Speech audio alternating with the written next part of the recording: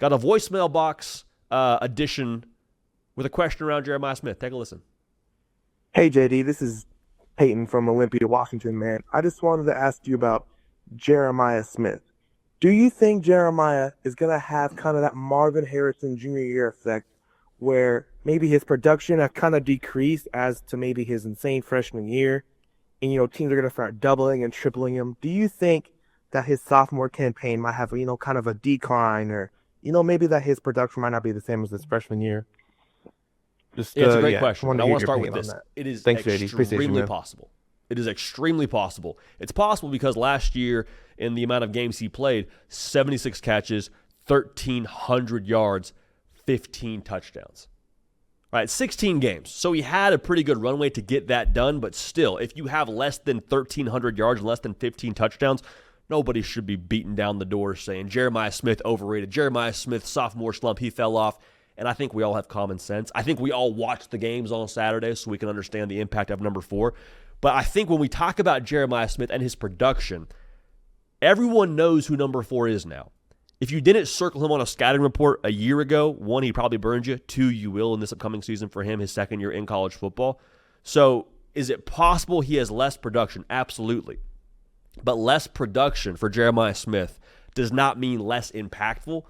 College football defensively is a game of resources. If you are doubling one of our players, that is one less player you have to commit to doing something else on the field. Whether it's taking away another receiver, whether it's a safety adding into run support, however you want to divvy this up, if you have more attention on one player, you have less attention from that one player on other players, right? So if Jeremiah Smith has less production, what's Brandon Ennis doing? What's Carnell Tate doing? What's the run game doing? You will feel the impact of Jeremiah Smith regardless of if he goes for 200 yards receiving on any given day, which I think there's going to be a day where we see him have that kind of an afternoon. I think it's not that crazy to say. But what I do think is maybe worth noting, if Ohio State is able to have days like that where Jeremiah Smith gets doubled or tripled or whatever the coverage ends up looking like for the guy, and they can still find a way to win football games and still find a way to get it done when your star isn't having his very best day, statistically speaking, that's what great teams do. That's where they can get a little bit dangerous here. Hey, Jeremiah Smith, he went for 15 yards today on 2 catches, but we ran the ball for 200 yards. Carnell Tate had a day. Julian Sayin found the other guys that were open. That's the big thing. This only happens, the impact of a Jeremiah Smith not having a crazy day at the office is actually, could be beneficial to Ohio State if Julian Sayin's able to go from conversational in the offense to fluent in the offense. Because as a first-year starter, there's going to be a lot that he's seeing for the first time. And it's going to be very tempting for Julian Sayin, his first year as a starting quarterback at Ohio State, to look pre-snap and say, where's number 4? I know if nothing else, I can get the ball to number 4. Well, when a team is doing everything in their power to try and take number 4 away, guess what? You got to look somewhere else.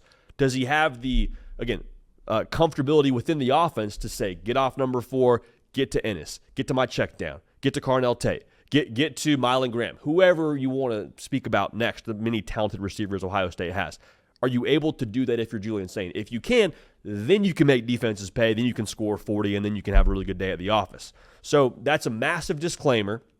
It's a massive conversation, but the last thing I want to say is, as much as I think Ohio State needs to find ways and have the opportunity to win without Jeremiah Smith having a crazy day at the office, I still need greatness in the big spots. I still need, when we play Michigan, I still need Jeremiah Smith to go off. College football playoff, I still need it. Because, as much as that's what great teams do, they win without their star players, they find a way to activate their star players in the biggest moments. Last year was a great example. National title game. It's 3rd and long. Jeremiah Smith has got man coverage one-on-one. You go to Jeremiah Smith, right? That was the situation you're working with here. In your biggest moments, your best players, they make the plays for you. And credit Ryan Day, credit Chip Kelly in that moment, credit Will Howard. They knew where the ball was going. They knew what they had to do. And so I still need Jeremiah Smith to produce greatness in the most impactful spots for Ohio State when it is their most impactful, stakes that are on the line. So, but can Jeremiah Smith have some production step back? That's a very fair assessment. But I do think now with Brian Hartline calling the show, it will be an emphasis, is probably even too light of a word to use. It will be massively emphasized. get the ball to number 4.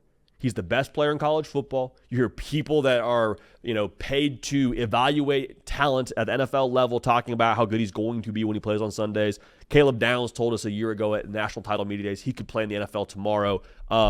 Probably should get him the football a lot. So whether it's over 1,300 yards, over 15 touchdowns in 2025, I'm not that worried about it. His presence will be felt. And how much Ohio State can win without his presence being felt is going to be what determines how far they go in 2025.